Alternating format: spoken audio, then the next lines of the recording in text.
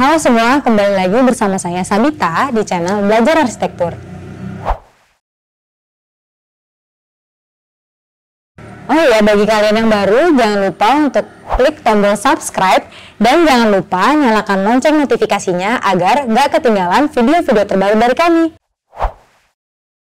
Kalau dari kemarin nih kita udah bagiin ke kalian tips-tips mengenai desain, baik itu arsitektur ataupun interior. Kali ini kita akan membahas sebuah buku, yaitu judulnya Relativitas karya Adi Purnomo yang membahas tentang arsitek di ruangan dan kenyataan.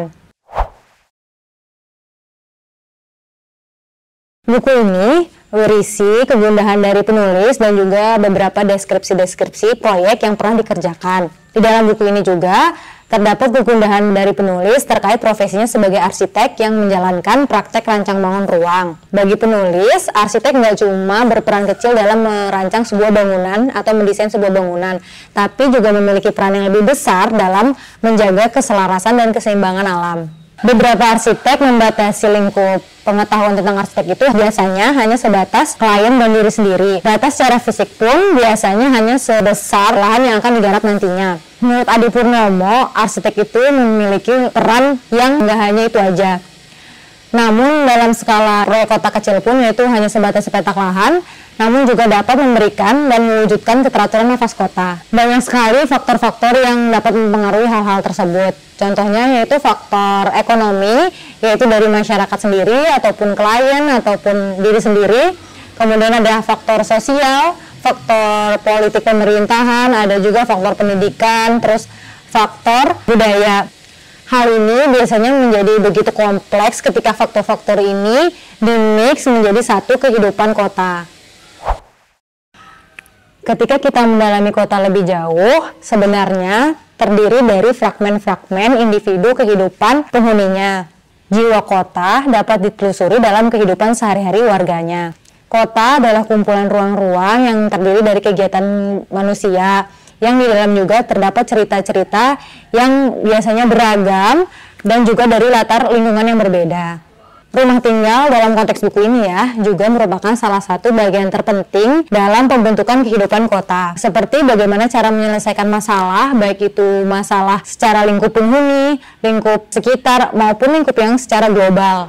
Seperti layaknya organ tubuh manusia yang mempunyai peranan penting dalam masalahnya masing-masing dan dalam menjalani kehidupan. Di dalam buku ini, Adi Purnomo menjelaskan dan memberi solusi untuk memecahkan masalah-masalah tersebut. Sebisa mungkin solusi yang diterapkan nanti nggak hanya memecahkan masalah secara regional saja, yaitu secara sepetak lahan, tetapi juga bisa mengatasi masalah minimal dapat mengurangi beban secara global yang ditimbulkan dari sebelum atau sesudahnya. Seperti layaknya dokter aja nih. Jadi kota itu harus didiagnosis sampai organ-organ terkecil sekalipun. Di dalam buku ini juga terdapat beberapa karya dari Adi Purnomo sendiri. Meskipun karya-karyanya yang di dalam buku ini nggak sepenuhnya terbangun nih, tetapi karya-karya dari Adi Purnomo sendiri merupakan pemikiran terdalam dari pemecahan masalah yang dia hadapi. Beberapa karyanya juga pernah memenangkan beberapa lomba sayembara dan juga beberapa karyanya juga lokasinya berada di luar negeri. Bagi kami sendiri, buku ini tuh sangat menarik karena di dalamnya tuh terdapat beberapa pemikiran atau ide-ide yang sebenarnya berada di luar pemikiran kita. Pemikiran-pemikiran yang lebih jauh tentang dunia arsitek dan profesi arsitek sendiri terhadap kehidupan dan alam. Kalau kami tidak salah tangkap di dalam buku ini juga terdapat beberapa sindiran-sindiran yang mencoba mengembalikan arsitek ke jalur yang sebenarnya, yaitu jalur-jalur yang jarang dilalui oleh arsitektur-arsitektur kekinian.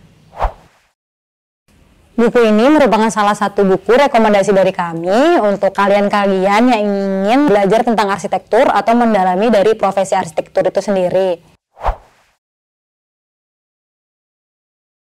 Sekian pembahasan kali ini. Saya Sabita, sampai jumpa di video kami selanjutnya. Bye-bye!